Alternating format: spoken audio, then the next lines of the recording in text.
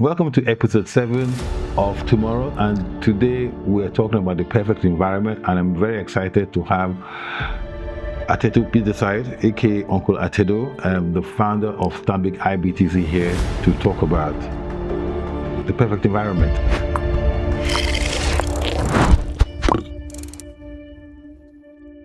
Uncle Atedo, thank you for coming to Tomorrow. Thanks for having me. So I want to talk about it from three perspectives. We talk about yesterday, today, tomorrow. So yesterday was when we were younger, and okay. The two stories I want to start with, from my perspective. And so one is when I was growing up, and I remember I was 10 years old, and I was going to school in Kaduna, Command Secondary School, Kaduna. And when I think about it, my parents just dropped me at the airport at Ikeja, put me on Nigeria Airways plane. My guardians picked me up, and then picked me up from the airport. And when I think about that, you don't think about security, you don't think about, there was order, there was structure, and your parents were comfortable to live there, keep their children, allow their children to go on that journey unaccompanied. And so when I think about that, and I think about that from today's perspective, would I do that? Then the second bit is when I came back to Nigeria from university, and of course, if I just started Stanbic IBTC, and I did my youth service in Guarantee Trust, and the system allowed people to actually, young people, to actually start these kind of enterprises, right? That were actually important and very strategically important to the country. Today, and we'll talk about today later. But today, is that possible? So, I would like to hear your perspective of what yesterday was like for you. Yes, my yesterday was not far away from yours in terms of the description. Yes. Because at age 10, I came from Port Harcourt to Lagos to attend King's College, Lagos, the boarding house. I remember the Easter holiday, I went back to Port Harcourt, but I took Nigeria Airways flight. So I was 10 years old then. I was still 10, but that was April. My birthday's in July. And I took a flight, dropped by my guardian, picked up by my parents. And you're right that I don't think the concern was security, but I make one qualification. When I actually arrived in January in King's College in 1966, you won't believe it, but I did have a concern about security. You know why? Why? If you go and check the records, I think the Friday after, or the Saturday, the weekend, the very first 2 days after my mother dropped me, was when we had the first coup in Nigeria. And my mother was going back by road, and there were soldiers everywhere, roadblocks, everything, because at the time they were still looking for some of the coup plotters. They didn't even trust themselves. They didn't know. So my first concern was my mother's safety at 10. Okay. Whether she made it successfully back to Port Harcourt. And the only communication was by written letters that were posted. Okay, so you're so right, because in that time, when I even remember security from that time, it was always cool. And there were two that I remember. The first one was, in fact, the one before that was, I think the first one was Murtala Mohammed. When that was your first. My first. When he was not my first. When he was killed. When he was killed, and we went to school. When we were in school, and people just they told us to go back home. But the thing about it was that we didn't know where my father was, because in that time there was no phones. Exactly. And so he was roaming around the country somewhere, and and my mother we're just waiting every day. We're at home. We don't know what's going on. Hoping you will see him. I'm hoping we see him. So I think that was always those periods of coups were the insecurities that we actually felt. Well, the instability that we felt. Yes. Yeah. So for me, it felt like there was more order and more structure then. And I remember, I went to the cinema when I was younger. Then there's many things that I actually did in that period that it's now taking a while. We're almost getting back there, but it's taking 30 years for us to even get there. I think when you look at the bigger picture, I think what you're saying is that in several areas, sadly, even if you go as far back as 1960 or 65 or 70, in several areas, the country has gone backwards. Exactly. Even in some areas of physical infrastructure. Yeah. I mentioned that my mother was going back to Port Harcourt by road. By road, exactly. Driving with car and driver. But I put it to you that the road was motorable all the way from Port Harcourt to Lagos then.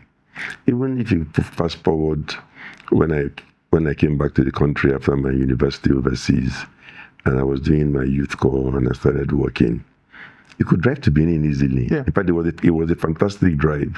My dad It was a dual carriageway, Yep. and we were hitting speeds like 180 kilometers per hour. Today, I mean, decades later, half the time there's no road to Benin. You have to fly.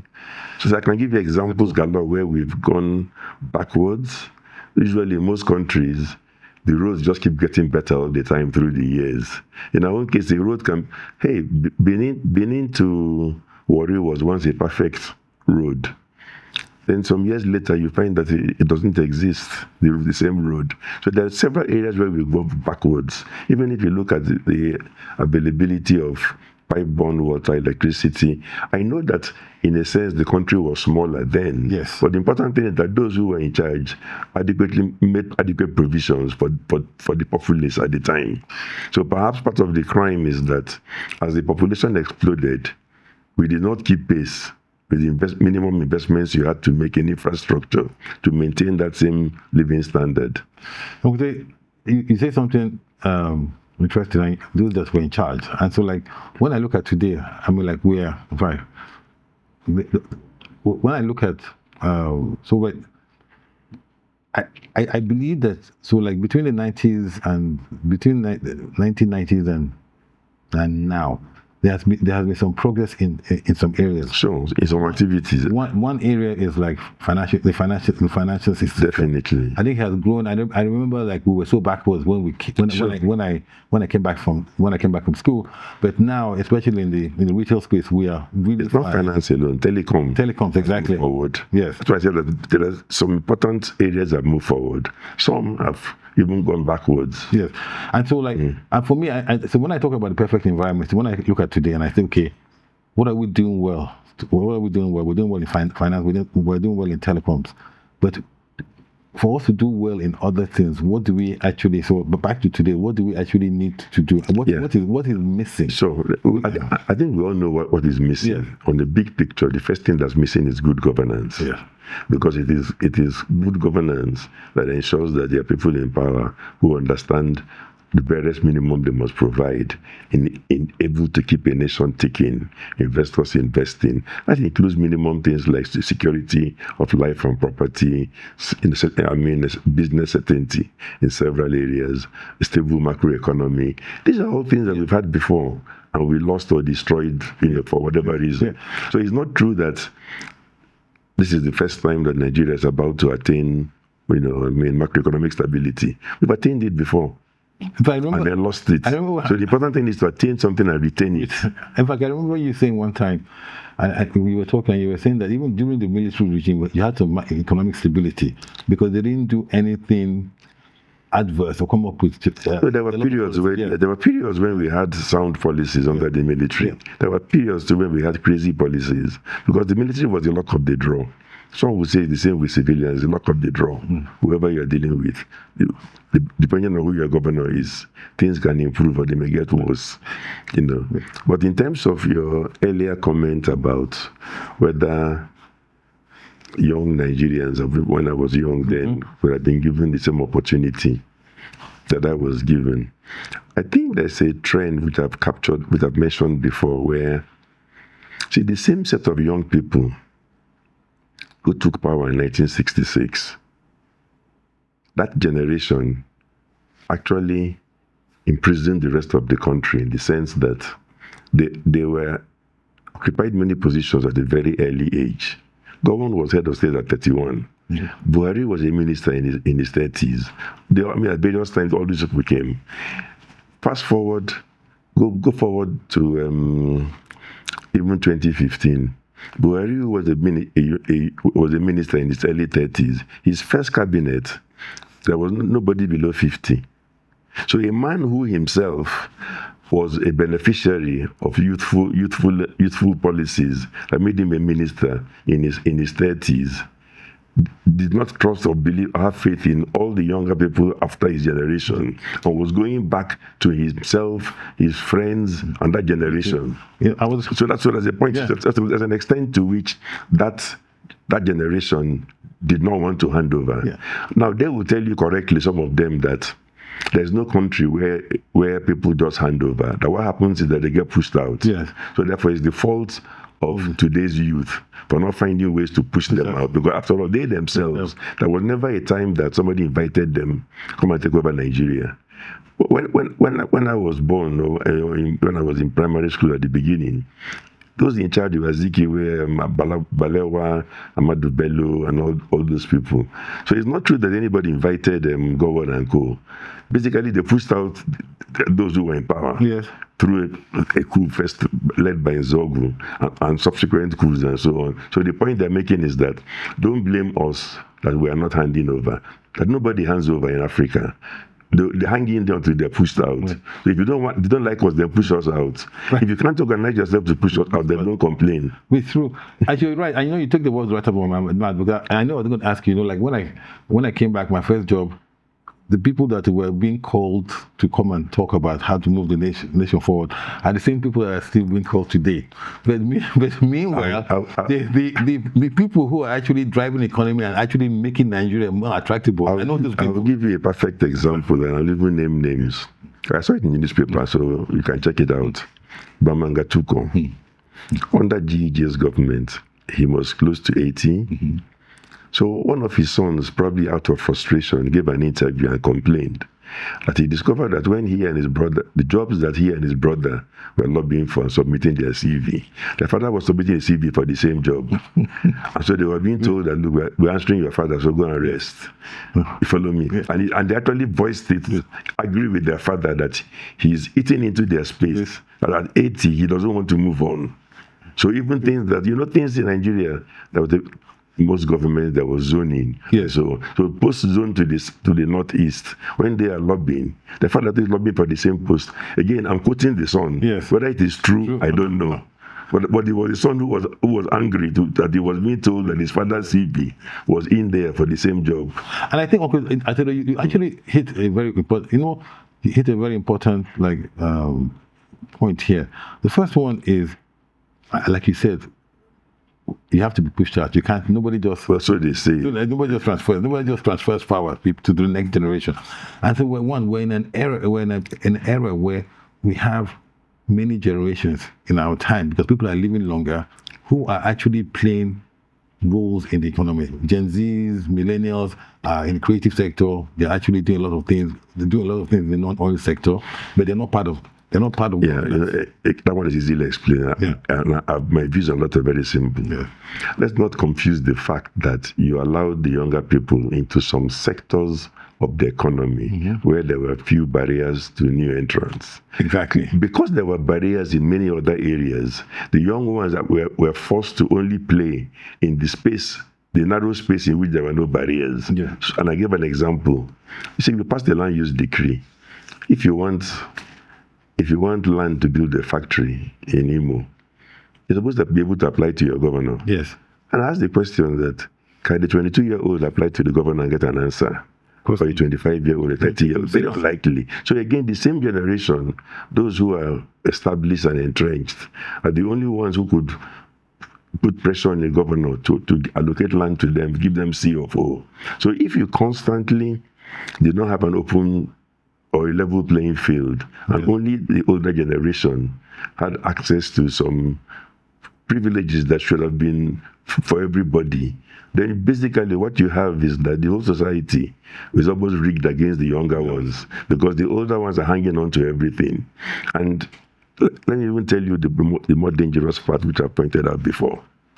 Most of that older generation, they got to, those live outside the army, they got to where they got in life because they entered a merit-driven system. They were employed on merit. They climbed the ladder. based on merit. They got to the top. The shame is that when they got to the top, they redefined the rules. They did not hang on to the meritocracy that produced them. They decided to rig it in favor of their own children and their own relatives. So the result is that I've said it severally, and nobody has ever challenged me. For almost a decade in Nigeria, a poor-man's son couldn't get into an NPC.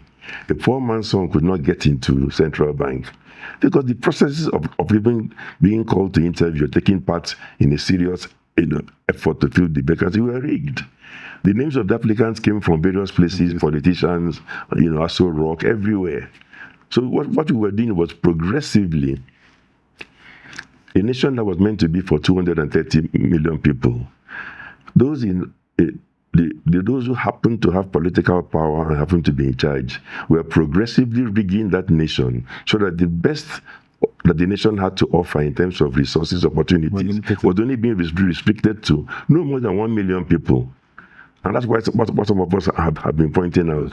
No, and I'm serious. The people who monopolize everything, whose children will become judges, because nowadays judges, the best qualification is for a father to be a judge, and then he lobbies the system to make his children judges and all that. So the result is that you also leave less opportunities for 200 million people, and all the benefits and the spoils and the trappings and the winnings are monopolized by a narrow segment. Let's be generous and let's even say that there are 10 million of them, even 30 million of them. If our population is 230, then we're saying that the top 30 million is monopolize everything Nigeria has to offer, leaving the other bottom 200 million out of it in all respects. Yeah. And we are surprised they've taken to banditry and kidnapping and other things. But isn't that similar in other countries in the world where, yes, you have a large population? No, it's not correct. It's not similar. I'll give you other countries. As of today, unless the figures have changed, Nigeria has the largest number of children out of primary school in the world, more than China, more than India, who have bigger populations. So the Chinese and the Indians did not leave their own children uneducated. In fact, please go and check after this interview. I think if you are a Chinese couple and you decide not to send your son or daughter to primary school, you might go to prison. Yes, I know that. Yeah, because you don't have a choice in the matter. Yeah. You understand? You follow me? So I'm telling those societies, let's go to the next statistic. I believe as of today, Nigeria has the largest number of people living in extreme poverty. What in China did was lift millions of Chinese out of poverty. They're doing so every year. Yeah. For decades they did so. So the number they now have in extreme poverty is now lower than ours. Same for India as of now. Because all that Modi has been doing since he was elected is lifting more and more Indians out of poverty. So what we have been doing is throwing more and more Nigerians into poverty. Not even because they are unable to, they don't have the skills to get jobs, which is true for some. Yes. But I'm saying that those 200 million Nigerians, some of them have highly educated children, brilliant children, but they're denied access to anything because the same narrow political leaders and their colleagues in the private sector dominate everything and rig everything in favor of their own children. Yeah. So what you're really having is that they are trying to convert Nigeria, and perhaps we're there already, into the country in the world that will have the largest disparity in terms of income. So that income inequality may soon become the largest in the world. So we may have the wealthiest person in Africa, and we may have the poorest millions in Africa existing within the same geographical boundaries. And that's also why there's no prospect for long-term stability, because the number of have-nots that you've pushed out who gets absolutely no income, nothing from the state, are just too many. Let's come down to the micro level. Why would a young illiterate in Borno join Boko Haram? I give you two or three reasons. Boko Haram provides for him in a way that the Nigerian state will not. They guarantee him income when he joins them. When he joins them, he's never going to be hungry. You've not seen their fighters looking like they've not eaten. So if he stays on the straight and narrow, he may be starving. But if he joins Boko Haram, he's guaranteed proper meals, everything. And I know this gets nasty. Sometimes it's even guaranteed a wife because they will kidnap young girls and tell him to choose among them. If he's on his own, on the straight and narrow, he's unemployed, no girl will answer him. You follow me? Yeah. So what I want to point out to you is that when you analyze it at that level, a rational 17, 18-year-old unemployed in Borno or Yobe with nothing coming to him from the Nigerian state may well easily be captured or enticed by Boko Haram. So it's easy for them to recruit because the people they are recruiting, Boko Haram is offering them more than the Nigerian state offers them currently. And until we reverse that equation, they will always have a field day in terms of new young recruits. What does Nigeria have to offer the young unemployed 20-year-old in Yobe? Nothing. Nothing. Yeah. Nothing. But then you're begging him to stay on the straight and narrow. Boko Haram will give him a gun. They will give him probably a wife. They will give him income. They will give him food. You have to give him, yes, to give him a purpose. You give him a purpose, yeah. They give him a purpose. So, like, just going back to, so like, for us to change this, right? So, like, one of the things is like, you know, so like Nigerians or like our culture, like, we're very respectful to our elders. We are generally respectful. So even like if you want to overthrow your father, it's actually if you want to push your father out, it's actually quite hard because I'm so respectful. If you go to the internet and you see what young Nigerians post, they abuse everybody. That's the internet. They abuse everybody. That's the internet. In fact, using language that you and I will not use. But that's the internet because when you now sit down with them, they said they're just trying to get perhaps when they get followers or the best I will grant you is that perhaps they respect their own parents. Yes. But they have no qualms in insulting an older person, you know, they do it every day. So what I'm hearing you saying that we don't have like the generations do not have the people that are going to come behind me. I'm Gen X, your baby boomer, do not have the capacity to take us. Create that perfect. No, let's be careful. Let's not jump to conclusion. All I said was that. No generation was invited and saying, please take over our country. Yeah. They got there somehow. Yes. Nobody invited in America Obama to come and run for president. Yes. He put himself forward. Yes, and then he changed the game. He put himself forward. Yes. And whatever time anybody said, let's go and look for a black man called Obama and elevate him and make him president, he put himself forward, even took on the establishment, Hillary Clinton and all, defeated her in the primary eventually. But there's a semblance of protection in allowing you to grow. That's where I'm heading. Yeah. That's why I said the crime is not that the elders did not come and hand over to the younger ones. Is that they rigged the system. So American system was not rigged. So a young senator like Obama could get up and run because there was nobody stopping him. He could have stopped himself, or you had to stop him by beating him in the primary. But in Nigeria, what I was saying is that they progressively rigged the system so that those people who are not in their inner circle do not have a chance. And if you think, let's extrapolate, how long will this go on for?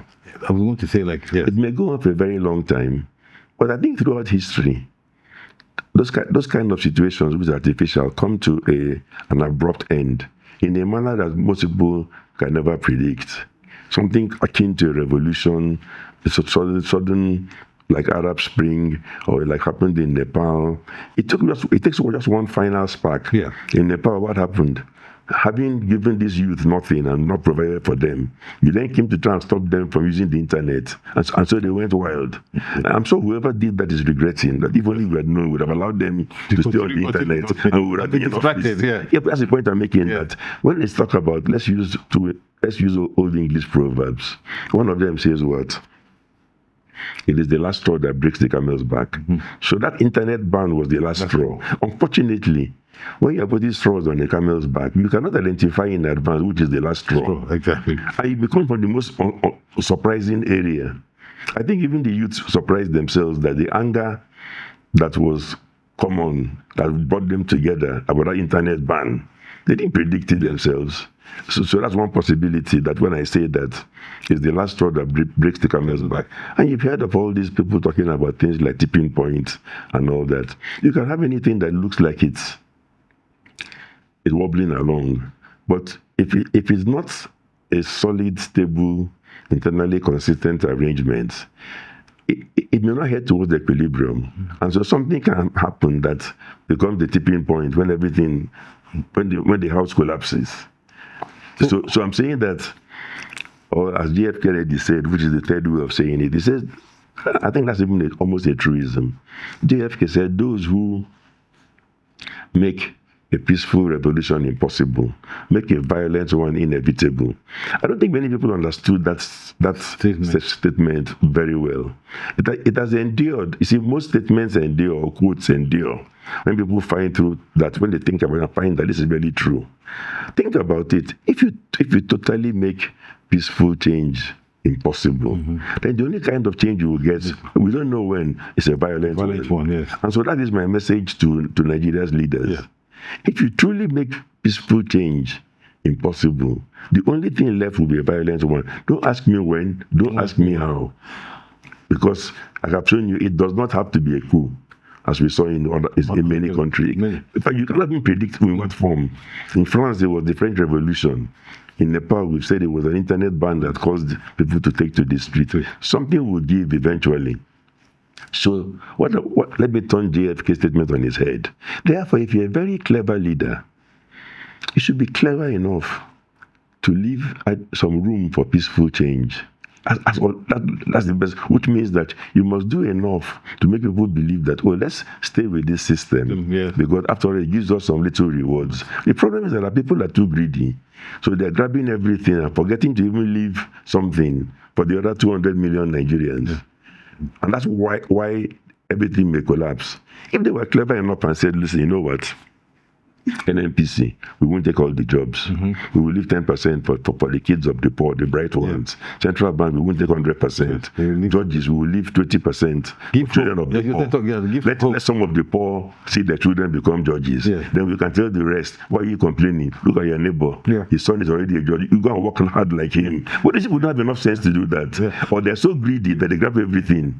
Every single post they grab. In fact, that reminds me of what they were talking about after the French Revolution. In the UK, what they did to make sure that didn't happen to them is that in every borough in the UK up to today, they have council houses. So whether it's the monarchy has survived. I've studied the monarchy a bit in the UK. The monarchy has survived this long because they are clever enough to yield when they have to yield to avoid everything collapsing. Look at what they've just done to Prince Andrew. It's the same thing. By the time they realize that public sentiment is going to pull everything down, they sacrifice Prince Andrew.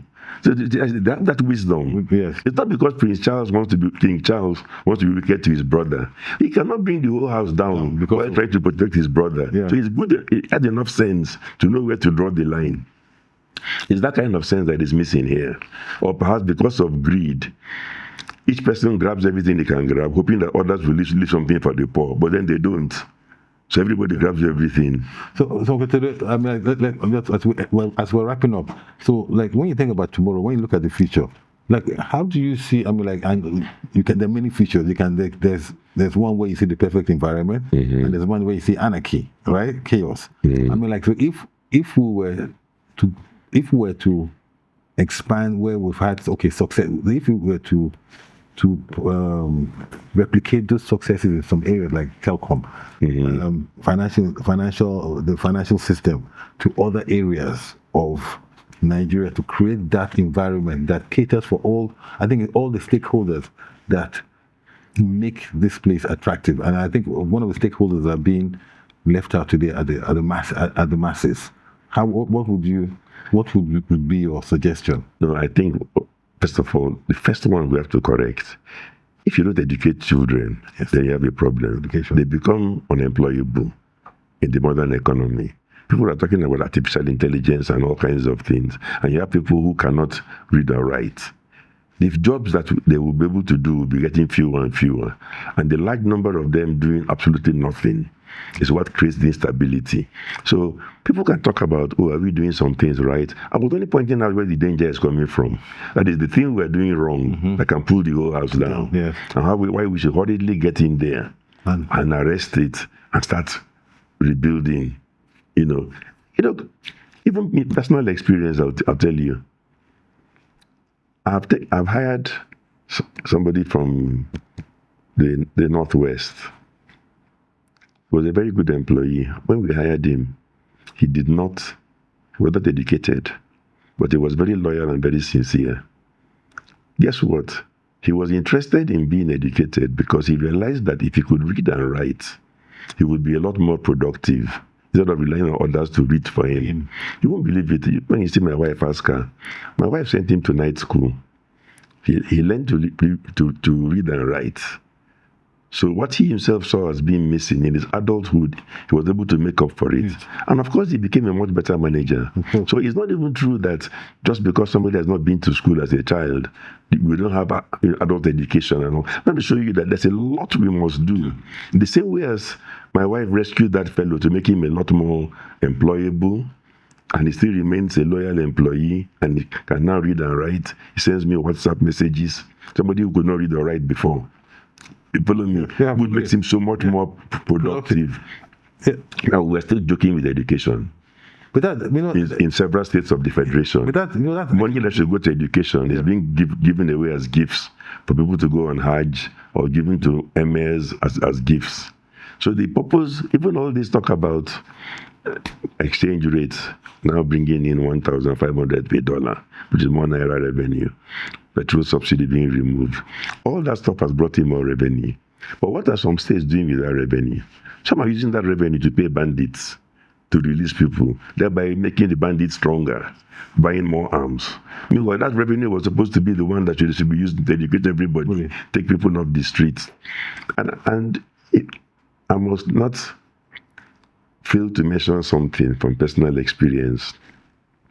This thing I'm talking about not shutting the door on outsiders or other people, is something I've practiced myself. If you go and check the records, when I started IBTC, I was 33, I was the youngest CEO. I was the youngest CEO. All the other staff were younger than me. Not because I didn't want to hire older people, but they were the only ones who applied. Why would a 50-year-old that has a good job in Union Bank come and apply to work on a 33-year-old boy? But many of them used to see me on the road and tell me, this young man, you're so ambitious. Better just give up this idea and go and join First Bank before it's too late, that your bank will fail. So they didn't have the confidence, they didn't believe in the project. Yeah. It took many, many years later when they saw the bank successful that they started applying. So every employer, you can only hire the best of those who want to work with you. You won't leave them and be chasing those who are not being you. Exactly. So what if I tell you can check, I'll give you real life names. I knew that being the youngest bank MD, I already had a problem. The most experienced staff, older, they want to work with us. So when I'm recruiting among the younger ones, will I recruit the best of them or the worst of them? Unless I'm mad and I want the bank to be destroyed, I will recruit the best of them. We were handicapped. We were all too young. Why do you want to hire a young person who is not very sharp when you can hire a young man who is very sharp? So we had built a meritocracy system. And I'll mention the two names. IBTC staff know and they tell the whole world. Two of those people that I hired, go and check, it's their first job. They didn't know anybody in IBTC. They just dropped their CV at the reception and went away. One of them was in Kasani. I didn't know him from Adam. He just heard there was a bank called IBTC with a young MD. So he went there and dropped the CV. Wow. He rose all the way to become MD of IBTC. Yes. And also became ultimately in charge of for the parent group in charge of the Africa regions. The second one was Demola Shogunle. Yep. Again, he came in off the street. It was only a merit system where I told them, do not destroy CVs. I'm not interested in CVs of only those that I know. How many people do I know? In any case, for every one person that I know, there are 10 people out there who are better than the ones I know. So bring all the CVs in and let us go through a process, give them an exam, get the best of them. That system produced Kasani, who rose to become MD of IBTC. That system produced Demola Shogunle, who rose to become MD of IBTC. I did not say there were not some that I happened to know their parents and so on, but guess what? The complete strangers rose to the top. So which meant that in the meritocracy, that complete stranger came in, contributed so much that he went above even those that I knew their father, mother, and everybody. Because it's not about whether I know your father or not, it's about who is the best person. Now, the point I'm making is, so therefore, if in a private organization, then it wasn't even public, IBTC saw the benefit of making it possible for people to join with no parentage, no connections, and rise to the top based on merit. How can some other people dare to take the Nigerian state, take state institutions, and pollute the whole recruitment and rig it only in favor of themselves and their relatives? And we're all watching them. You have given us food for thought. I don't even know how tomorrow is going to be. Every time I talk to you on Atedo, I always have problems. I remember that time I had a conversation with you about investing in Nigeria, and you said like the returns in other places are much higher. Yes, Nigeria is a great opportunity, but from the risk-return perspective, you have to consider it. But Uncle Atedo, you're still investing in Nigeria. No, let's be careful. Again, may the Lord help me. I would advise people, I tell people the truth. I wouldn't put everything I have in Nigeria, every single thing. Why? Because that would be foolish. I believe in diversification. Yeah. So I have invested in Nigeria, probably even too much in Nigeria, in percentage terms. But I also make sure I invested overseas. Because I don't know whether some madman will come one day, jump on television and say, fellow Nigerians, and chase many of us away from this country. And then I'll have everything I have lost because he pronounces a decree and says it all belongs to the state. So I also beg people, if people used to meet me on the road, I'm Mr. Atedo Peterside, you don't know me, but let me tell you something. I say, what? I took all my savings and I bought shares in IBTC. And it has done very well, giving me dividend. I must thank you. And I've told my wife, I'm going to put everything we have into IBTC. I told them, excuse me, wait. Why would you do a foolish thing like that? I myself will not do that. You should diversify a bit. And they look at me to say I'm mad. I say, I'm not here to deceive you. Why would you put everything you have into IBTC? By all means, invest in IBTC, but for goodness sake, diversify. Spread your risks. Thank you very much for coming on the perfect tomorrow on the perfect environment. I think you've just given us perspective and like thoughts to think of from all aspects as how we're going to get to that perfect environment. But one last question: what's your view on Dirty December? Dirty December, we have to make sure we deliver value. The problem is that, like we discussed, those roads that were good in the 60s and then destroyed 20 years later. Every new thing that starts, look at November. People say November is a season for art mass fashion, and a bit of film. December is largely the concert, the music, Dirty December. But already there are complaints that traveling to Nigeria in December is too expensive in terms of value for money. People who have come, even some people, I met somebody here this holiday, Nigerians in diaspora, who have told me that they want to change and start coming in November. Because in December they're paying a lot more. They're wondering why. Airfares are higher, hotels are more expensive, so they feel they're being fleeced.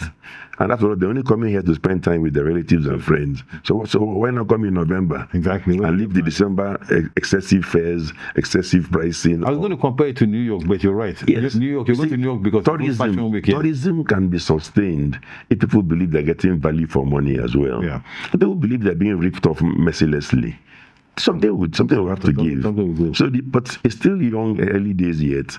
Perhaps as people vote with their feet and some decide I'm not coming in December, then people will be forced to give better value in December because there will be less demand, and then we'll get to an equilibrium. But the very last thing I'll mention before rounding up is that, because you asked me and I didn't answer completely, you're talking about the future. The future, yes.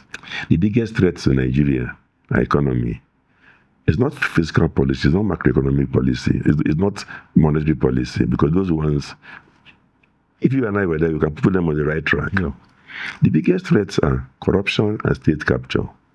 And let's not underestimate that or overlook that. It's corruption as the biggest threat and state capture. By state capture, I mean people deciding that they must capture a huge chunk of what belongs to everybody for themselves alone, and then outright corruption. You can say the two you can call both of them corruption. But the danger with state capture is that sometimes it is done legally. It's immoral, it's done legally because they rig something and award contracts to themselves through a process. But they give it to a best friend and share the money with. They want to capture everything. So we don't want to leave things to create equal access to anything that we also want. We want to rig everything so that it's only us, me and my family and my friends that will get it. Those are the biggest threats to our future. Thank you very much. Thank you.